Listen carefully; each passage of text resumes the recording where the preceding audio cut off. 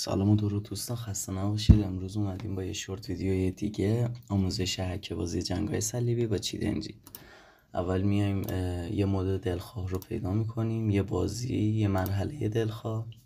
زمانی که انتخابش کردیم چیت انجین از قبل باید پلی شده باشه، وای میسیم تا کل پولا استخراج بشن توی خزانه بازی تا اون موقع یه ذره فعالیت داشته باشیم تا ببینیم پولامون. الان میبینیم پولامون 3000 تا هستن.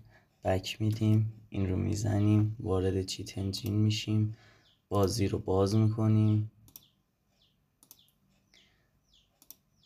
زمانی که بازی باز شد اینجا مقدار پول رو وارد میکنیم، فرست اسکن، چون اول بازی 3000 تا داشتیم.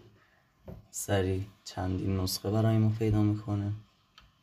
یادتون باشه که روی 4 بیتس بذاریدش که تمام بیشتر نسخه های بازی رو پیدا کنه. بعد دوباره وارد بازی میشیم، یک کمی از این پول رو خرج میکنیم، 2790 تا.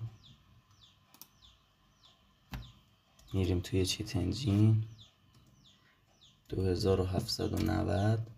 پول بعدی نکست اسکن رو میزنیم، میایم پایین. آخرین نسخه که سبز رنگه رو روش دوبار کلیک میکنیم، میاد این پایین، روی عدد کلیک میکنیم، پاک میکنیم و مقدار پول دلخواهمون رو میزنیم.